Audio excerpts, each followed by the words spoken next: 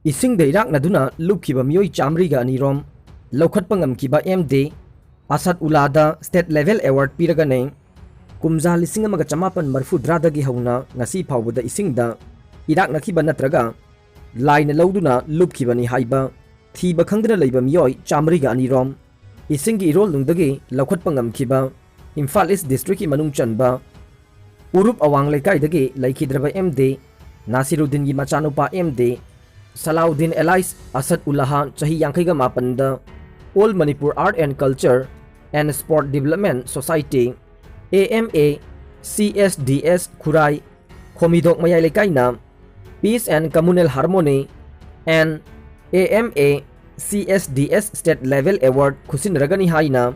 Society Asigi Cherola Haire Society Asigi General Secretary Muhammad Altaf Hussein Athadropa Cherola Hai Kumza lising amaga chamapan marfudrada Asad Ullah mahaki machanupi thokpa ama iril turel da lupkhibadagi thiba phangdana lakhiba adu mahakna thibadagi asi bhakchang oina phangba ngamkhe numit asidagi hauna ngasi phawba isingda lupkhibadagi thiba khangdana leiba miyoi chamriga ani lakhotpa ngamkhe MD Asad Ullah lam asida thoidok hendokna miyamna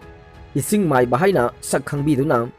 Manipur ki tongan mafam kayada ising da lupkiba laina lawba miyoi kayagi thawai yaugdrab haksang yamna ising manung da luptuna lawkhatpagi thabak leptana chatharakle masiga mari lenana maikai kayadagi MD Asad Ullah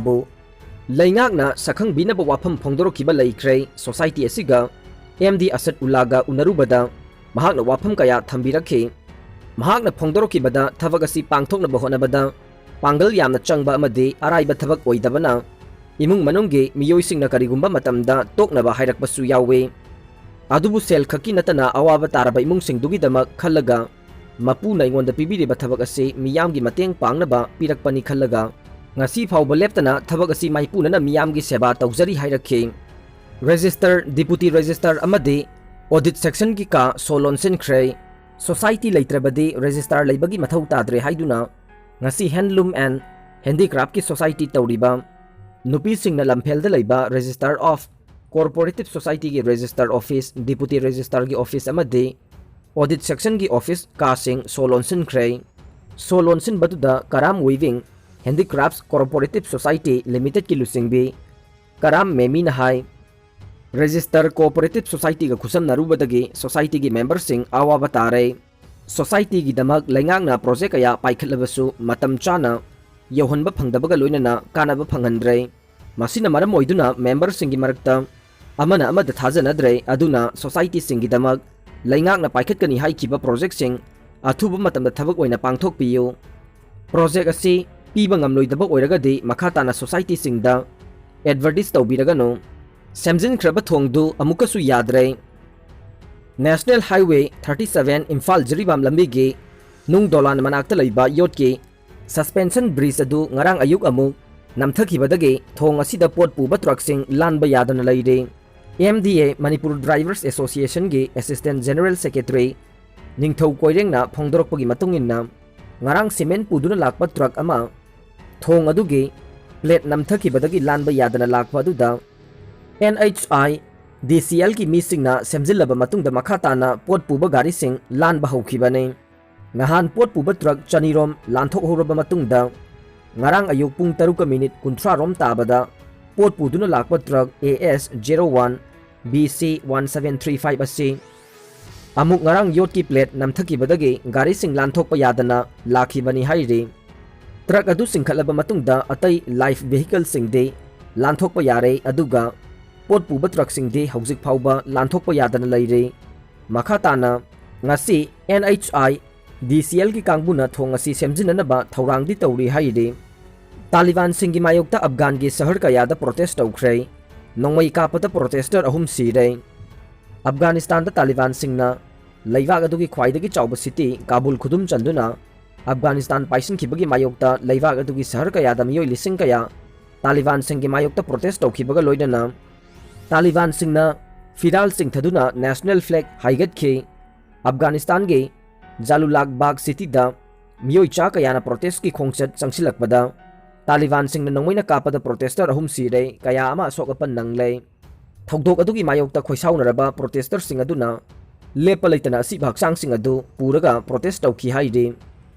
अमरोमदा Taliban सिंगना हानगी Afghanistan की लुचिंगबा Amit Karzai उनदुना political dialogue चथबा हौख्रे लोइनना Taliban की president Ashraf गानीना लैबाक अदुदा सरकार सेननबा claim तौखिबगा लोइनना महाक मसामकनसु वारी सानबदा अयाबा पीख्रे हाइदे Manipur state कोविड-19 की update हौकिबा पुंग कुन मरिगी मनुंगदा मियोय 513 कोविड-19 पॉजिटिव ओइरे मियोय 519 लाइचत असिदगी फदुना डिस्चार्ज तौख्रे मियोय मरीना लैखिद्रे लाइचत असिगी अपुनबा कन्फर्म केस मसिंग लाख अमगा लिसिंग मापन चनिपानगा निफुहुमदोय सुख्रे लाइचत असिदगी पुन्ना फख्रबा मसिंगना लाख अमगा लिसिंग अने चात्रुका अहुम यौख्रे active केसना लिसिंग मंगागा चामगा निपान लैदे लाइचत असिदगी लैखिदबा अपुनबा मसिंग लिसिंग अमगा चात्रेट कुंथ्रागा निथोय सुख्रे ngasi test taukiba sample masingna lising mariga chama humpu mangane hauzik phawbada state asida punna test taukiba lakh 13 lising humudra ga nithoi kunga mari sukhrei laisat asigi recovery rate chada marfudra humdoi 10 mari sinone isum kairap komge nupi angang phurambada chenaba sing chairak pibiyo manipur lenga ga madi mari lenaba authority singna isum kairap komge nupi angang sing haukiba july chaichat 18 ta tamthina phubiramba sing aduda chenaba sing matik chaba sairak bibi yuhaina isum kairap kom village authority gi village chief l rekhup song kom na thadorok pa cherol amana phongdorok le cherol sin hai isum kairap kom gi chief pu selana sizinaba khulgi lambu mitopta yonthok le haina saidang ba sing na maral sirak libase yumpham yaudabani khulgi thabak thoram khudingmak chief na tawning bata tawba yaba natte खुलगी authority सिंगी अयाबा यावरगा थबक खुदिंगमक तवी हाइबसी काउरोइदबने खुल असिदा लैफम लैतदुना चंगजफम लौबा मतमदा इनखिबा याना चेदुगी वांगबदा थबक तोइना तौरकपसिना अथुबा मतमदा खुलगी ओइबा मिफम अमा फमदुना लमहेनबा सिंगी मथक्ता खुलगी ऑथोरिटीना वायल चथरगने